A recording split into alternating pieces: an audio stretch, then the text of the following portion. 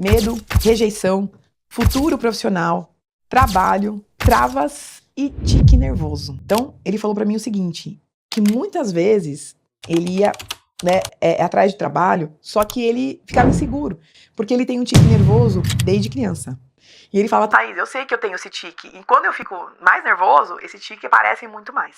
Então ele queria entender, por que a gente tem tique nervoso, o que acontece? Muita gente me procura por conta disso, tá? Então, por que existe esse tratamento? Porque os tiques nervosos, muitas vezes, são de traumas desta ou de outras vidas, que a gente consegue ajustar. O tique nervoso, ele ocasiona muitas coisas na nossa vida. Então a gente, igual meu cliente, ele vai procurar trabalho, ele fica com vergonha, ele fica com medo de não passar. Ele é uma pessoa super inteligente, mas ele acha que por conta desse problema dele, as pessoas não vão gostar dele, vão olhar diferente pra ele, né? Então trava, ele fica com ansiedade, ele fica com depressão, porque ele não consegue controlar. É uma coisa que é incontrolável. Então muitas pessoas têm esse problema que a gente tem que tratar, né? E esse meu cliente, ele estava, né, num processo seletivo, e ele falou, Thaís, eu preciso passar, mas eu não consigo ajustar isso em mim. E a gente vai tentar entender o que está acontecendo. Bom, na linha de relacionamento, não veio ninguém para tratar com ele. Isso tá no campo energético dele, tá? Então não tem ligação, não tem emaranhamento quântico com ninguém nesse momento, nesse tratamento. E achamos alguns aspectos para tratar aqui. Tinha lá 4 obsessores, né, que são cobradores de vidas passadas, 5 parceiros de afinidade, que são entidades que têm afinidade com o que ele pensa, né, com o medo do futuro, medo de rejeição. Então, esses parceiros de afinidades gostam dessa energia negativa dele e ficam sugando a energia dele de canudinho.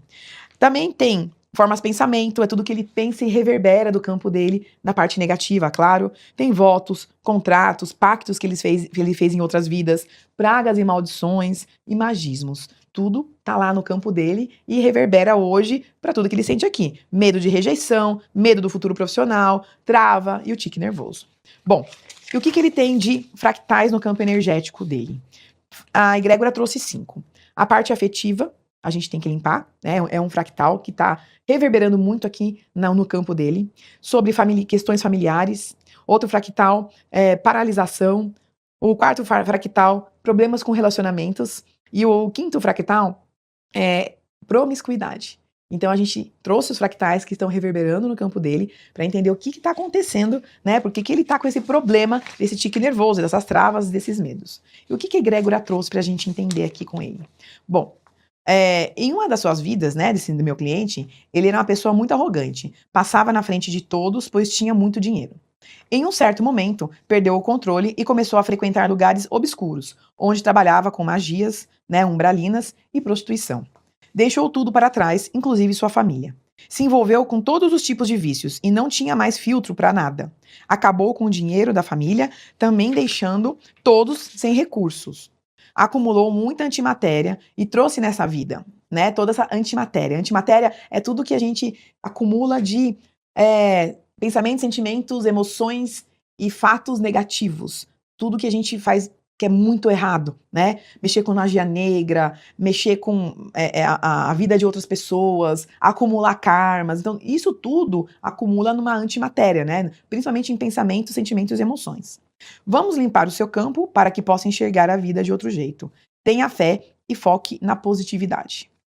Então, quando esse meu cliente viu essa história e todo o tratamento, ele entendeu esse medo dele de rejeição, ele entendeu essas travas que ele tem e o tique nervoso. O tique nervoso dele, toda vez que ele ficava ansioso, ele não parava de se movimentar, vamos dizer assim. Então, toda essa antimatéria que ele acumulou em outra vida, principalmente trabalhando com prostituição e com magia negra, tá no campo dele. E como que essa antimatéria reflete? Nesse tique nervoso.